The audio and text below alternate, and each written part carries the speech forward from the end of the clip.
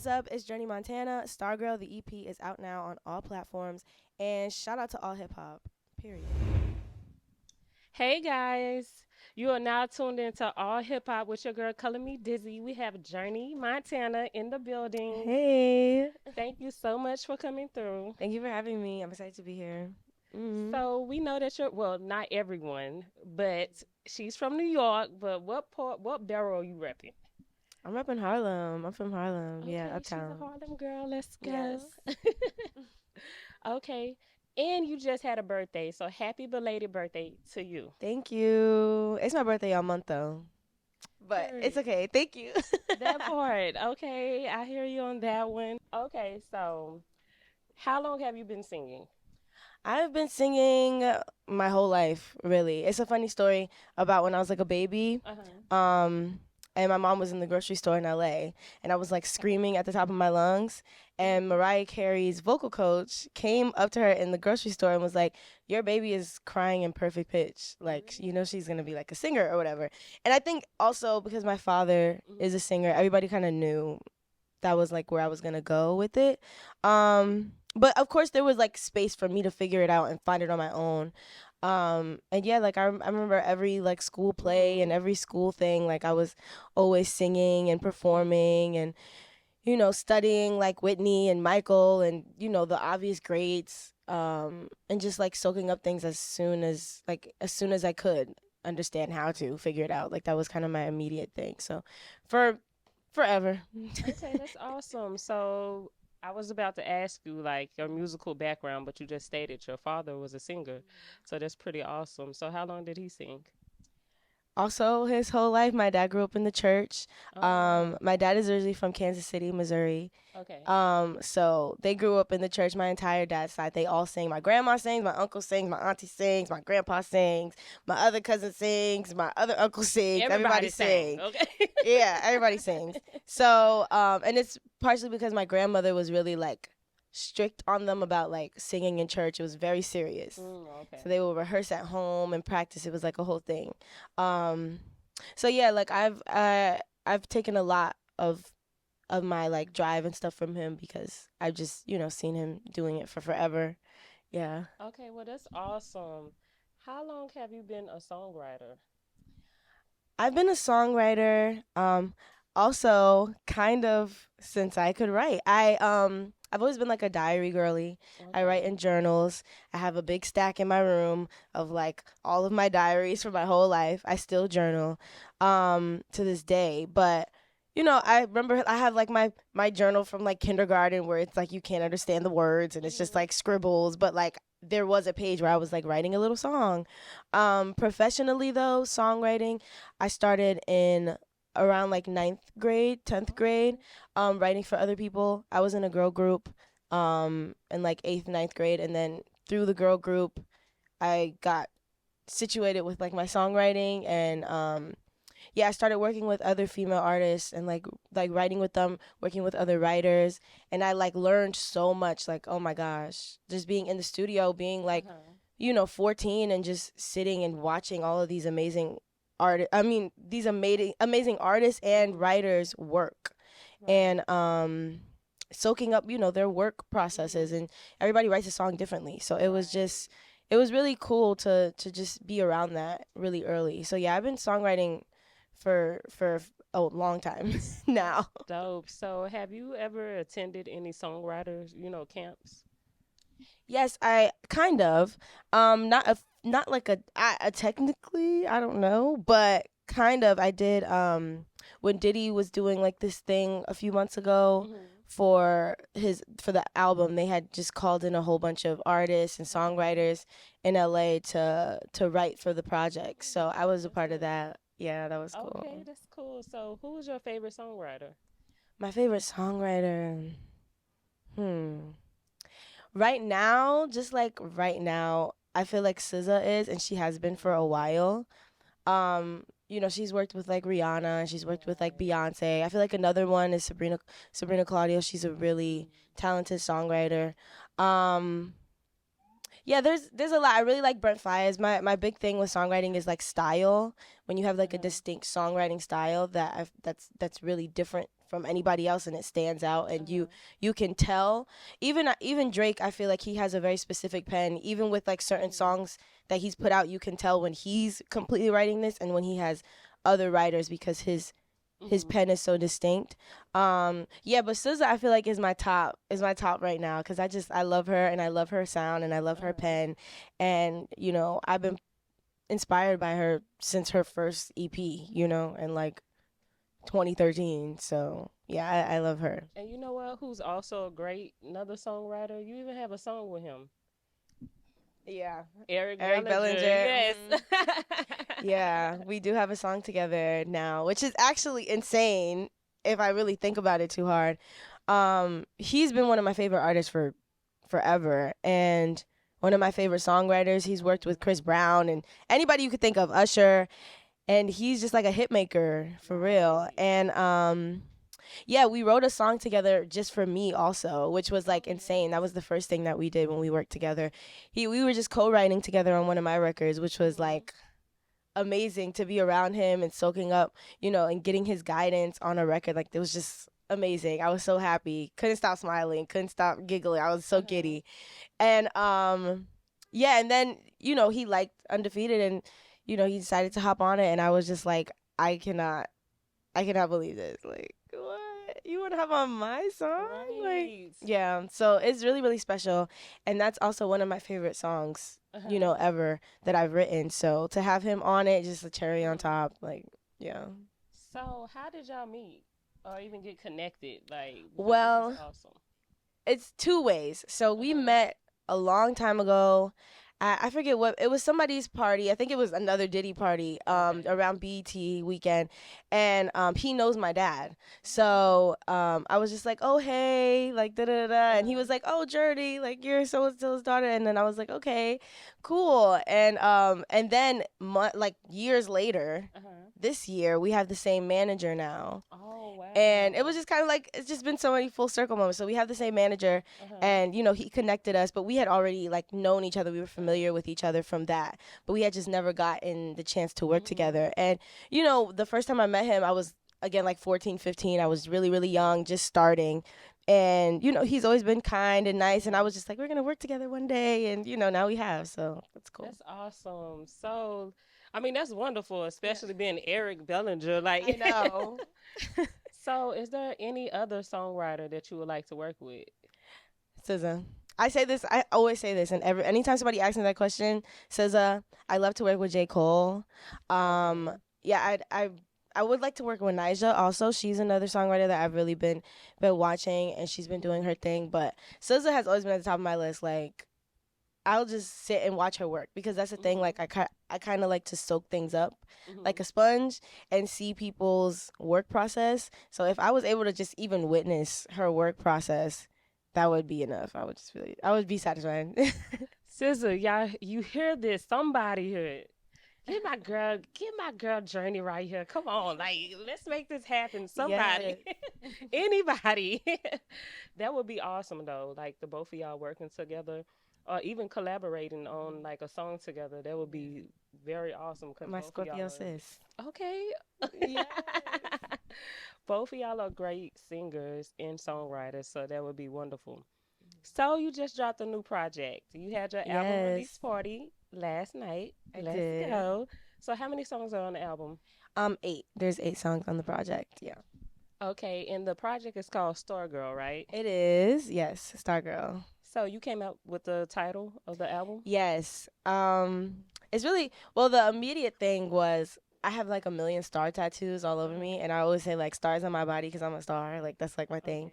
And I have a star girl right here, and I just love it so much. And I was debating with like coming up with a project title, and then I got that one, and I was just like, I love this tattoo so much. It makes so much sense. Like, I identify with it so much that I would get it tatted. Like, it just made sense. And then when I really started to unpack like what that means to me, it was so many layers to it, and I felt like there was a reason why I identified with that term so much, where I got it tatted on me. And I feel like it represents an era in my life, which is why I resonated with just the name in general. And yeah, so I was just like, let me base the entire project around this and just like expand on this, this feeling and this thought. So that was kind of how it sparked. I kind of had the name first, and then I built it around the name and like what that meant to me.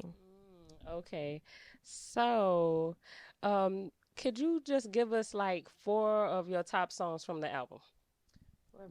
For my top songs, I'll say "Let It Go," "Stargirl," "Undefeated,"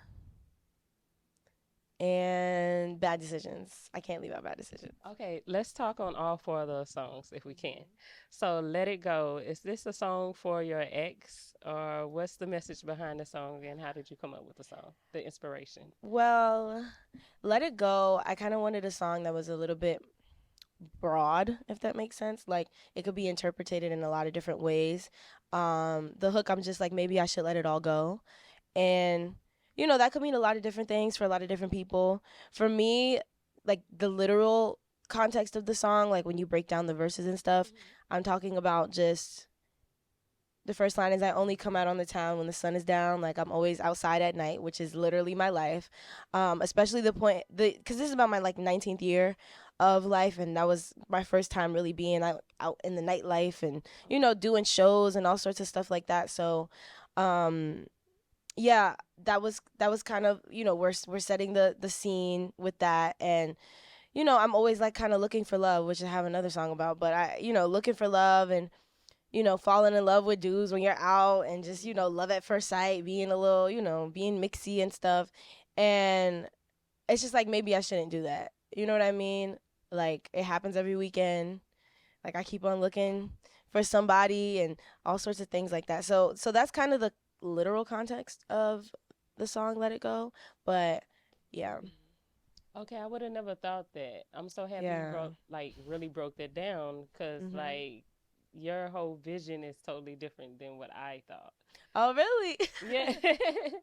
So that's pretty dope just to, have a song that inspired you at 19 and about love. So that's awesome. Yeah. Okay, let's talk about your other, three from the album. Okay, so Stargirl. Stargirl is kind of like the nucleus of the project. I feel like it explain if anybody's confused about what the tone is for the project, just listen to Stargirl first. Just listen to Stargirl first. It kind of has a bit of every song in it, if that makes sense. Um, it has chaos and confusion and love and being a star literally and what that means and dealing with loneliness and all sorts of things like that. The song doesn't have a hook. It's like a long verse, but it touches a lot of different things and it has a lot of different moments in it. There's like a part of the song where it's like a choir type of vibe, and I was very specific about that.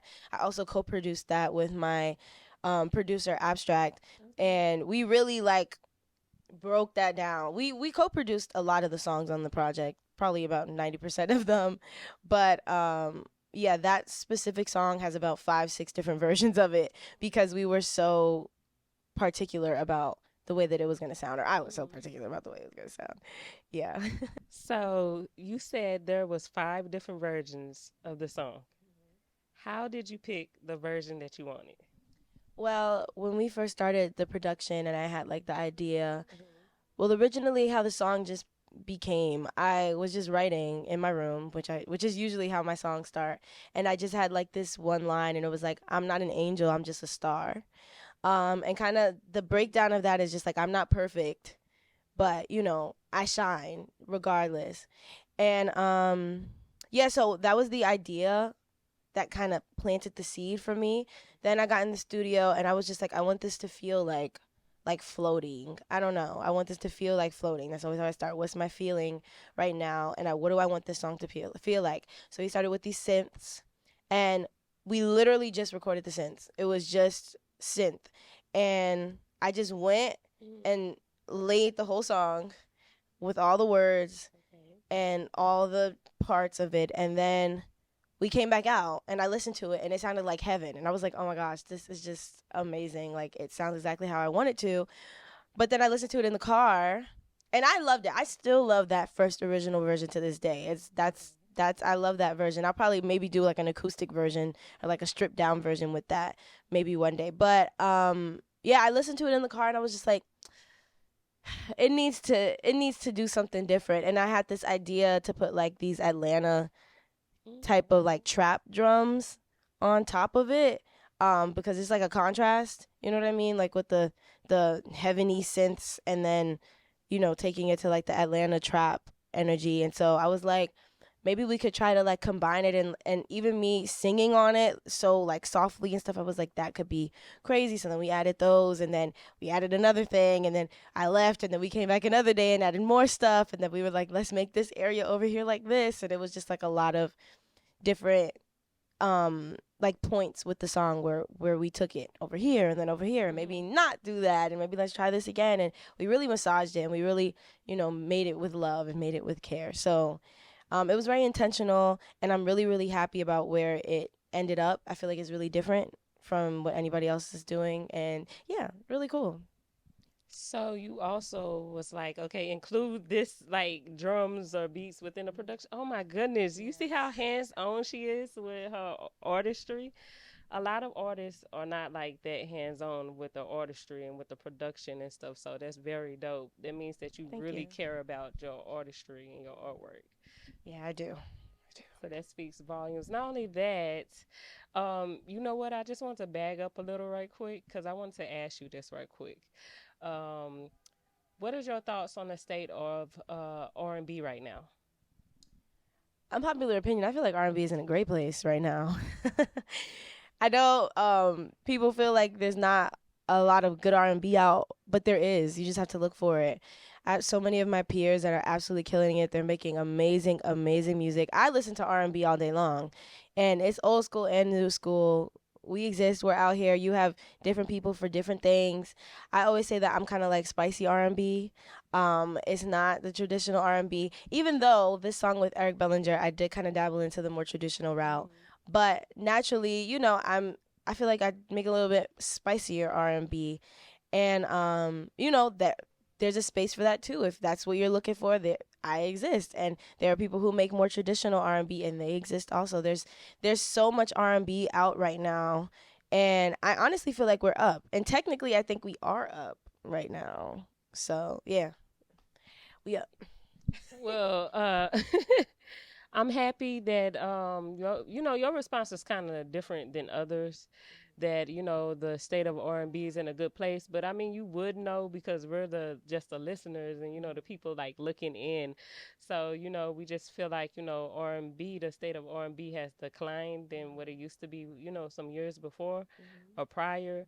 But you said that we're in a good state with R&B. Yeah, I also feel like this because this is another, you know, interesting opinion that I have, but I honestly feel like it's not the state of R&B that has ever been in trouble. I think it's more so the state of like society, because I've always felt like what's lit in music or what's number one in music is genuinely a reflection of where the people are right now. You know what I mean? Like, I don't think there's ever stopped being Ushers. I don't think there's ever stopped being Beyonces. I don't think there's ever stopped being singers and the real R&Bs and the Jodis. I don't think there's ever stopped. I just think people didn't want that anymore, and people wanted Sexy Red and or Ice Spice, and that's okay. You know what I mean? I love them too, and I just think that instead of it being like R&B is in a bad state, which it's so many people on this earth, like I honestly feel like that's impossible.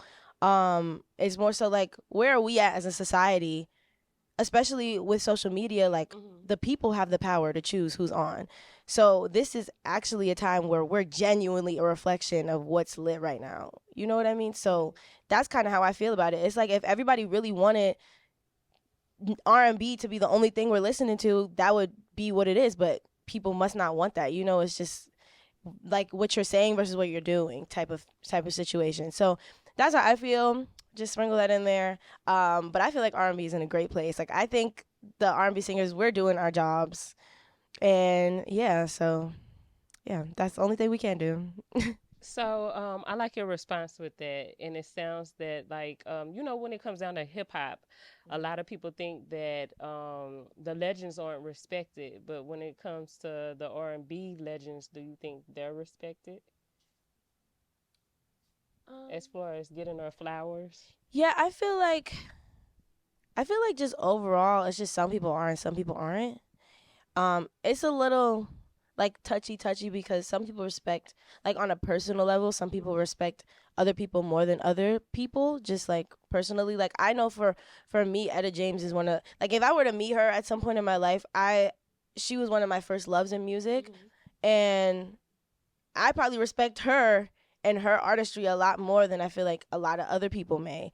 And it's just like a personal thing. So I feel like R&B or hip hop, it's kind of up in the, like, you know, some people get respected more than others, and it's just how it is. I don't know. I genuinely am a believer of respect is earned, but you know, if you want more respect, then you know, earn it a little bit. Not, and I'm not saying that like in the legend, you know, don't earn respect or anything like that. But you know, you if you're in that space and you've earned your respect, there's people who respect you regardless of what you're doing. You know what I mean? Right. So yeah.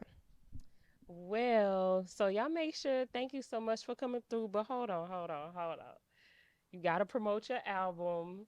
And you guys, I went to a listening party and she has some wonderful songs. She performed the music live and she performed every song on the album. I was feeling it. And it was really good. So y'all make sure y'all go check out Star Girl. Yes. 8 songs. Yes. What else you want them to know, Journey? Yeah, make sure you guys go tap in, tune into Stargirl. If you don't know, now you know. Yeah, it's out now on all platforms, on all streaming platforms. Yeah, hope you guys love it. And yeah, more on the way, more music on the way, tour on the way. Shout out to my shooters. Yeah. Y'all make sure y'all stay tuned into her, please, because she's a wonderful artist. And we thank you so much for coming Thank you. through.